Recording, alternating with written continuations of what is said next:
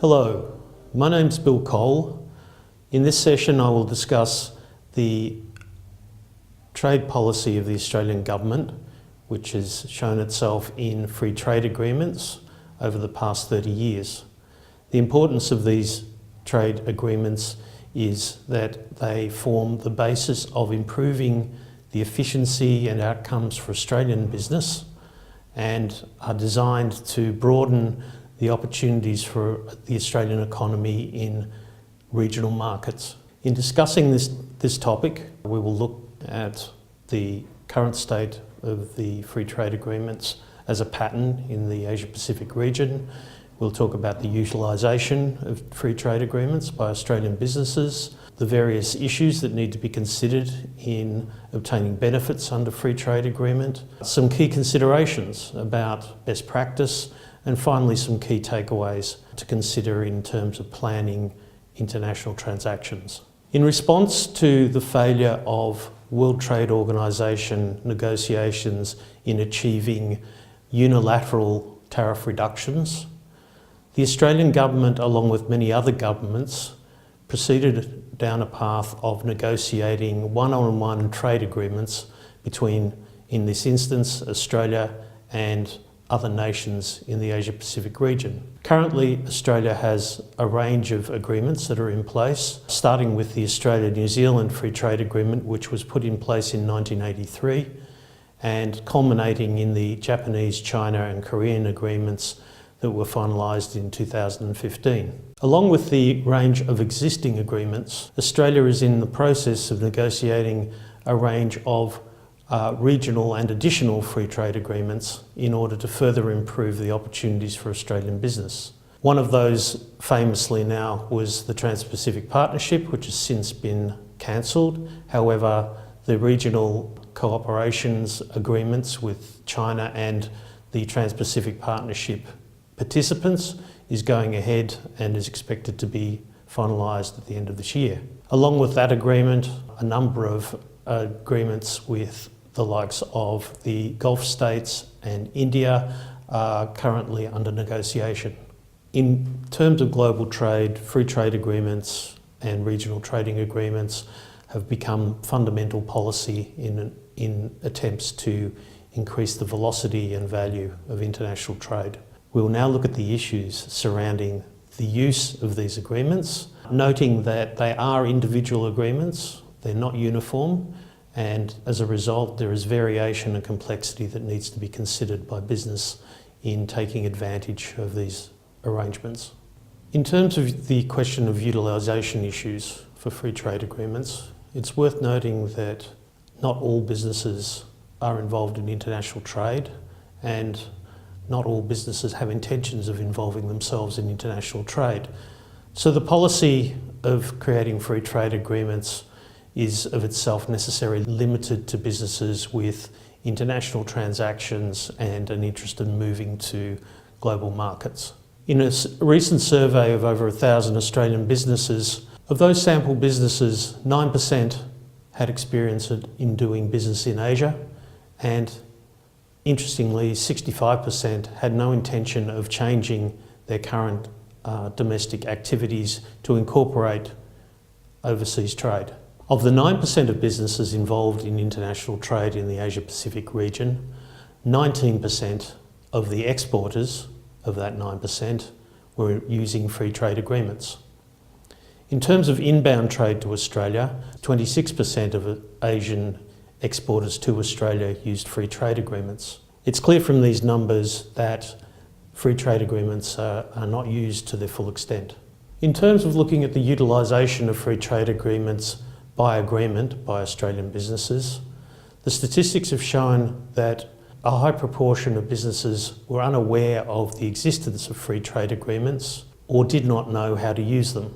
As a significant barrier to using a free trade policy that is intended to improve the efficiency and outcomes for Australian businesses, lack of education and lack of understanding of the rules of the agreements are significant in terms of businesses not taking up the agreements. In terms of pathways to economic growth for Australia, this is a significant issue. Asia as a market for Australian goods and as a destination for investment and other trade-related activities, the Asia-Pacific region is highly significant and will continue to be so. If we look at the numbers of agreements that are being considered with Asian nations over and above the existing free trade agreements, it is clear that Australian businesses must take advantage of these policy arrangements and obtain market access and reduce cost into destination markets. In summary, we can list a small number of key features as to why Australian businesses are not taking advantage of these agreements. Understanding the rules and the difference in rules between agreements is a significant factor. Understanding whether or not a business or its commodities can receive a benefit under the agreements, even if they are aware that they do exist, is also a key issue. In terms of understanding what needs to be done in order to access the agreements, it is clear that also that Australian businesses are finding that difficult. In the following slides, we'll look at some of the issues around the technical aspects of free trade agreements and how Australian businesses can take advantage. In terms of making use of free trade agreements that have been negotiated by the Australian government on behalf of Australian businesses, there is a set of steps that in the main will cover most of the issues that a business needs to consider before approaching the free trade agreements process.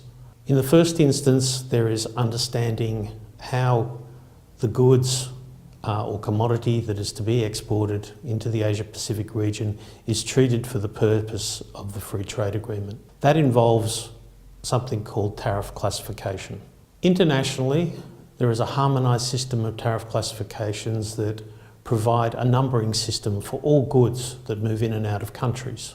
In terms of free trade agreements, this harmonized tariff classification is highly significant in identifying goods for the purposes of free trade agreements. This is because the harmonized tariff classification is linked to a rate of duty which will be applied at the border for all goods exported from Australia and destined for other countries. Once a business has established the harmonized tariff classification of the good or commodity being exported, this provides the key to determine what benefits are available under the free trade agreement. All tariff classifications under free trade agreements are linked to a rate of duty. In order to obtain those benefits, once the tariff classification has been obtained and the benefit considered, there are other considerations called the rules of origin. Every good or commodity falls under a particular rule, and that relates to the method of production that is used in creating that good or commodity. One of the fundamental differences in free trade agreement rules of origin relates to goods that are either wholly produced in the country of export or partially produced in the country of export. Wholly produced goods are typically agricultural products that are grown and packaged and exported from the country of origin. Partially produced goods typically relate to items that have local and overseas components. Both of these rules form the basis of most free trade agreements. However, there will be differences in terms of percentages of value or degree of change from base materials to final product. These are called change in tariff classification or regional value content rules. Once the tariff classification, the benefit and the rules of origin have been established for the purposes of international trade, another consideration is the nature of the shipping that takes the goods from Australia to a destination country. A number of recent agreements have strict rules regarding the need to maintain control over the goods in foreign countries where goods might be stored for in-transit purposes. These are called transshipment rules and must be contemplated when logistics arrangements are contracted for the purpose of taking goods from Australia. Once all of these earlier considerations have been dealt with and to the satisfaction of the exporter, it must be formalised in a certificate of origin under most of the free trade agreements. Having that certificate of origin available at the time when goods are imported into another country is fundamental to being able to obtain benefits under the free trade agreement and potentially have goods facilitated through the border rather than held and examined. Certificates of origin form the fundamental point of summarising all the earlier considerations in obtaining free trade agreement benefits. As such, a certificate of origin is the passport for goods exported from Australia to get concessional treatment at the destination port. This definitely relates to reduced costs such as duties, but may also mean that goods are treated more quickly or with less checking than goods without certificates of origin. It is therefore important that firstly the certificate of origin be accurate and reflect all of the points previously discussed, and secondly that the certificate of origin is available at the time that the goods exported from Australia are crossing the border of another country. So, to revisit the earlier points in greater detail, it's worth understanding some of the technique that lies behind the steps towards using free trade agreements. Firstly, in discussing what a harmonised tariff classification is, we must consider the fact that internationally, under World Trade Organization and World Customs Organization rules, all trading nations have a system of numbering for all goods that pass their borders. As such, there is a harmonised level of numbering between countries that are under the World Trade Organization, going to 6 digits. National governments will, however, add additional digits between 8 and 12 in order to properly define goods for their own purposes. As such, you can only rely on 6 digits as being universally recognised in the country of destination.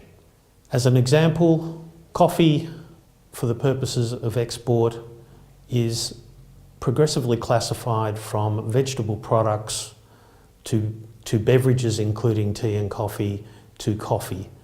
And that 3 stages takes you from 4 digits to 8 digits, which allows you to properly describe the goods as coffee for the purposes of customs and the harmonised tariff, and also to provide a description for the purposes of a certificate of origin. It is worth noting that the correct classification in the harmonised tariff of goods that are being exported has other significance to international trade. The correct tariff classification provides an appropriate level of duty and will be used on a certificate of origin to obtain free trade agreement benefits.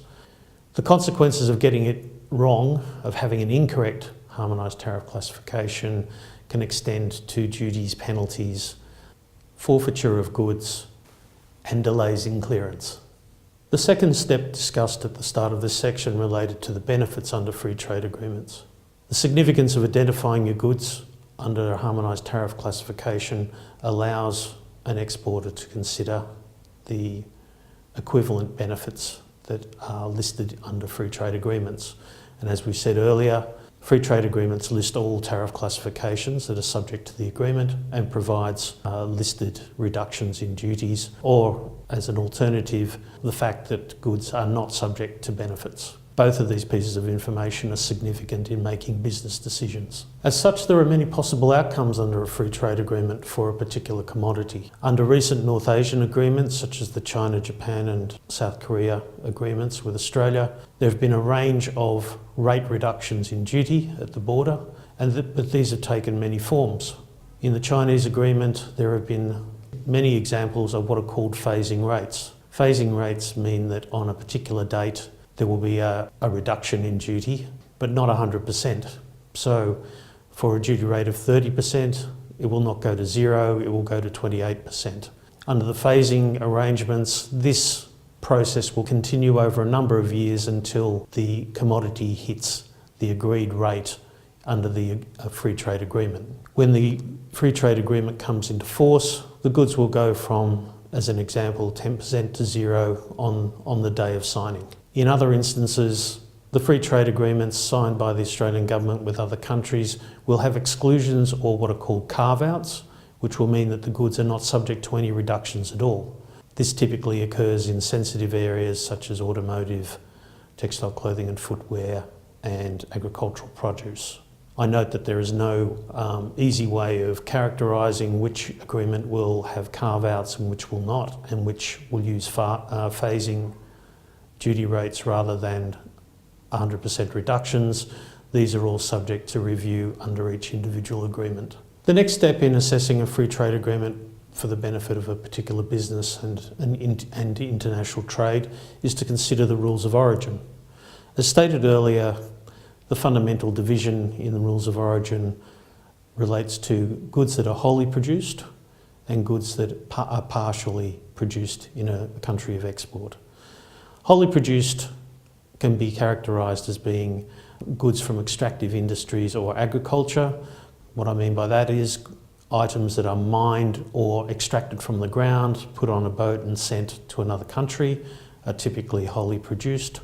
Similarly, agricultural products that are produced in Australia from the land, packaged and sent directly out, are also considered to be wholly produced. The complexity in rules of origin typically comes from the partial production in the country of export. The use or mixture of imported items with local goods, components and labour are considered under a number of rules, typically noted as change in tariff classification, and that refers to goods that start off as one particular thing, such as a widget, and are incorporated or transformed into a machine of a totally different nature. So the change in tariff classification rules of origin is really a concept of transformation from one thing to another.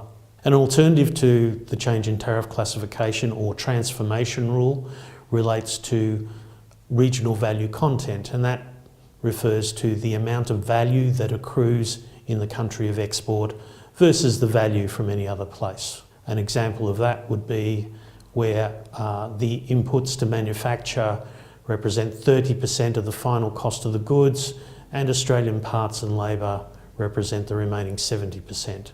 That would typically be a satisfaction of a regional value content rule. The next step in using free trade agreements for the purpose of export transactions or import transactions relates to the provision of shipping. As stated earlier, a number of agreements now have restrictions on the way that goods can be transported from the place of export to the country of destination. A significant theme in the North Asian agreements has been around transshipment, which is the process of putting goods in a third country for a period of time in order to make efficient use of shipping opportunities and or costs. An example would be goods going from Brisbane directly to Shanghai versus goods going from Brisbane to Malaysia, Port Klang or Singapore, and staying on the wharf for a number of days or weeks prior to being reloaded on a ship that's going north to Shanghai. As you can see, that break in what are called direct shipment provisions has significance in the sense that goods are not in the control of the seller and the shipper for the whole time of the transit to the destination country. The key piece among these agreements that concern themselves with the process of shipping goods from country to country relates to the control of the goods. What I mean by control is that a number of free trade agreements reference goods remaining under customs control when they're in a third country. For the purposes of logistics, that requires a container of widgets that has been created in Brisbane and stored in Singapore prior to going north to Shanghai to be kept in a customs warehouse or some other customs controlled area. Under the China agreement, if the goods are taken outside the port or outside the bonded warehouse, they lose the ability to obtain the benefits that have been determined under the free trade agreement.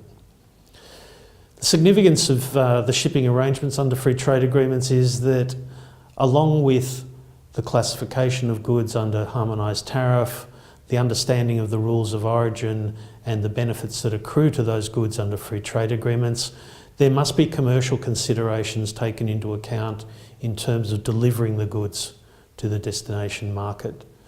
Once again, not all free trade agreements are consistent in this respect, and some don't have transshipment requirements.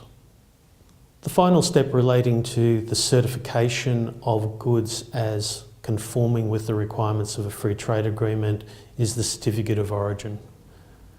The significance of the earlier steps of classification, understanding the rules of origin and the benefits are crystallised or summarised in the certificate of origin from the point of view of that document being the key piece, the key reference material for overseas customs to judge whether or not goods exported from Australia and imported into China, as an example, satisfy the agreement and should be given a lesser rate of duty or whatever other benefit has been determined. As such, certificates of origin are issued by registered bodies and require supporting documentation that satisfies whatever rule of origin is listed on that certificate. Taking the examples of wholly produced or partially produced, if for instance there was a machine being exported to China from Brisbane that used the partial production rule of regional value content, evidence must be supplied that the value of Australian parts and labour met the rule of the free trade agreement under the regional value content rule. That must be provided at the point of issuing of the certificate of origin in order for it to be stamped and validated and furthermore recognised at the destination country as being a valid certificate.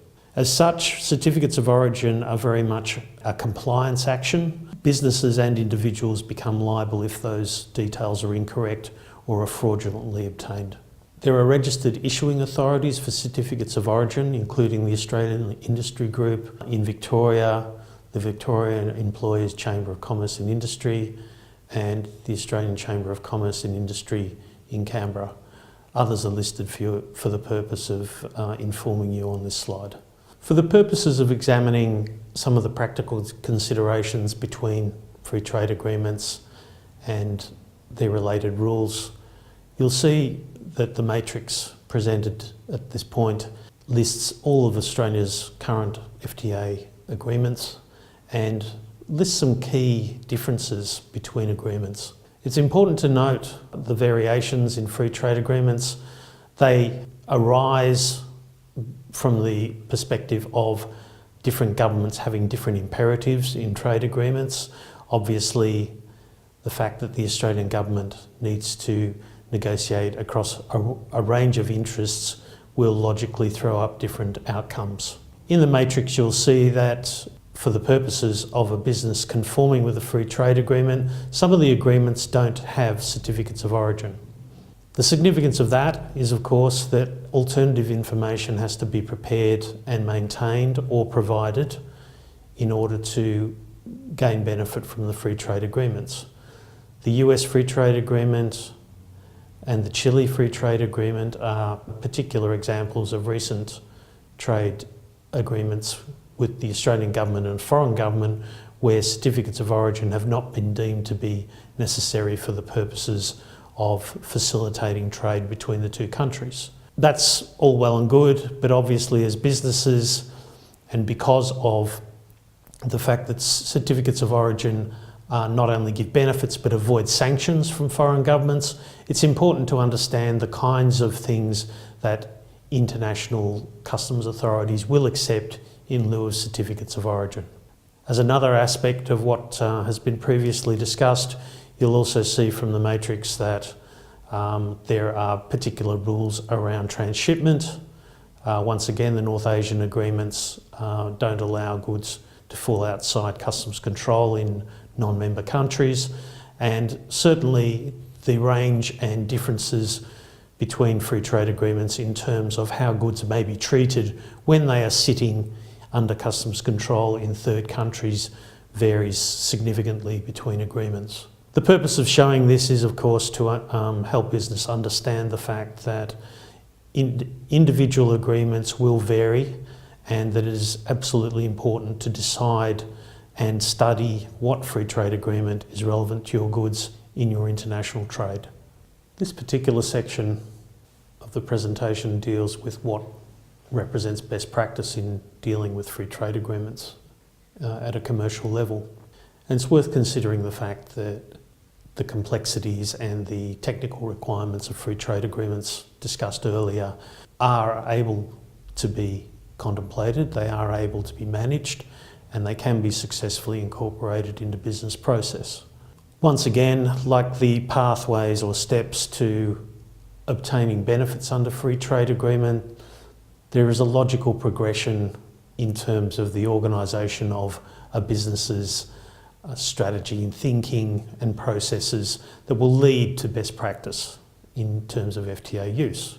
The first point to consider is what is a strategic one, and that is what would be the impact of a free trade agreement on my pricing, speed to market, and other considerations that would change what I do now to an international commercial setting where I seek to export or import from a free trade agreement partner.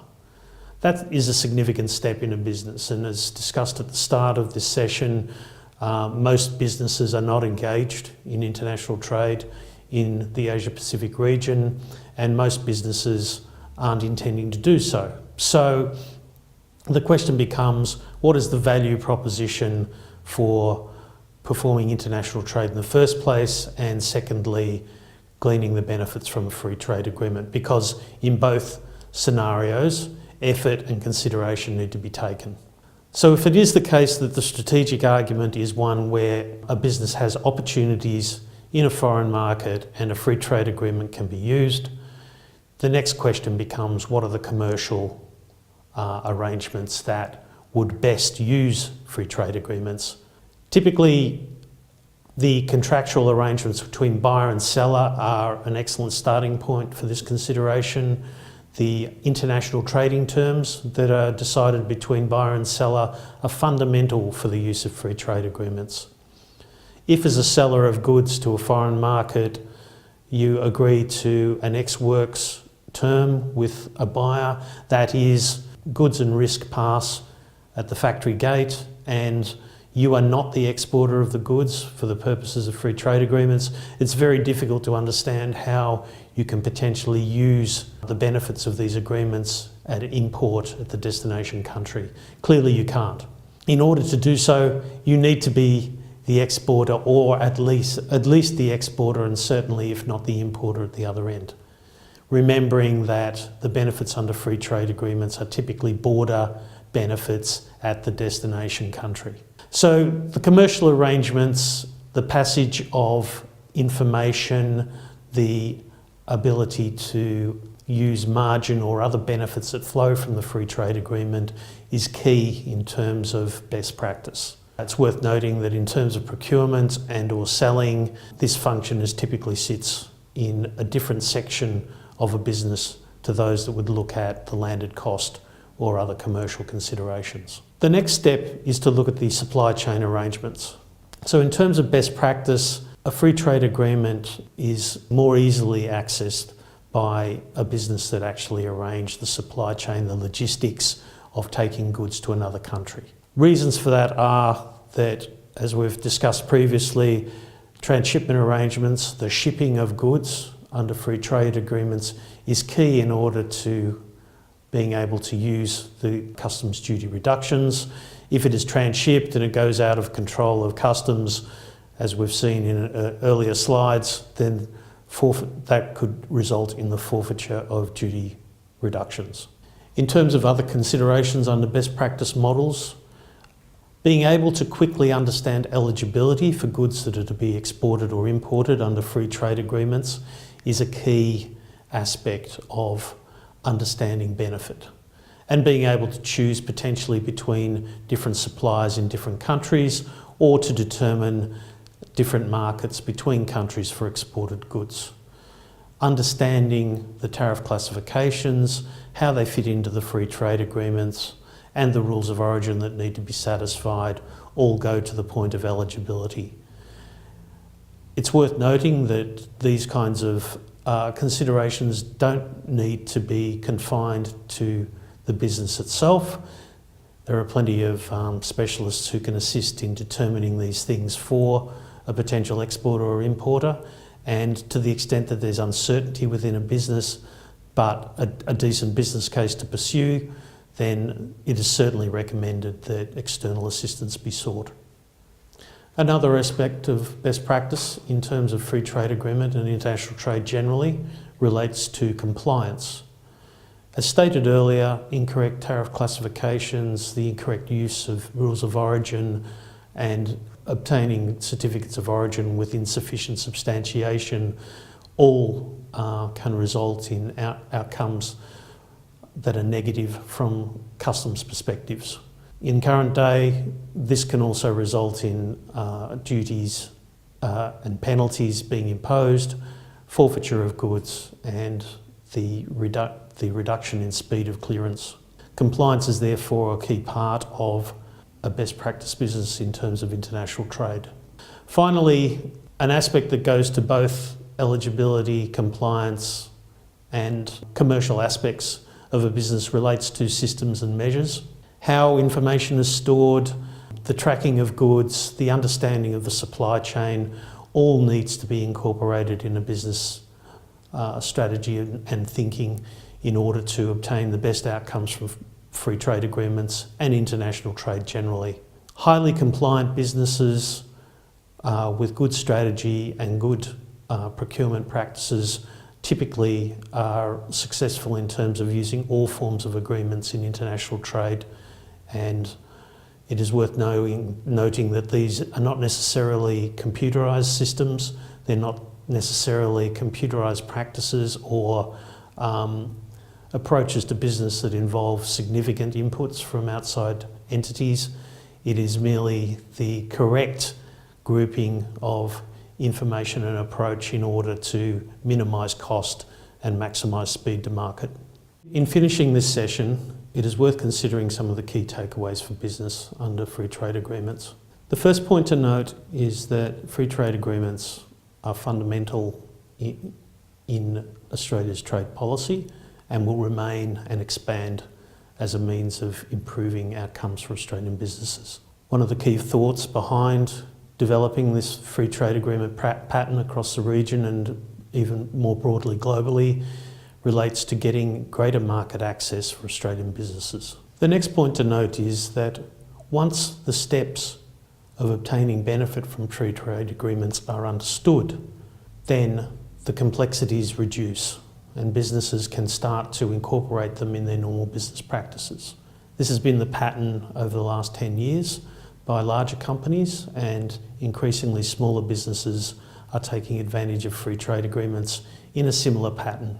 In terms of the trading environment in the Asia-Pacific region, Australia finds itself in the middle of a highly vibrant, growing regional economy. These countries represent significant opportunities to Australian businesses, and as the pattern of free trade agreements spread across the region, it is open for Australian businesses to take advantage of free trade agreements, not just as cost-reducing agreements, but as market access agreements.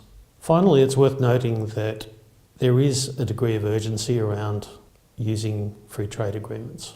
The urgency comes from the fact that these agreements were put in place to lower the cost of imports and exports between free trading nations, but also as the basis of further enhancements to the international trading environment. These enhancements include greater facilitation of goods between free trade agreement partners, inclusions of trade in services and foreign direct investment provisions, and other behind-the-border barrier removal to increase the velocity and quality of international trade. It is important that Australian businesses use free trade agreements to become more conversant with the requirements of international trade and to increase the opportunities of expanding into this burgeoning global market. As an end note to the presentation, obviously what's been presented today is possibly new to some and remains complex to other businesses that are considering international trade. My details are included at the end, and certainly would be pleased to discuss any of what has been presented today in further detail. Thank you for your consideration.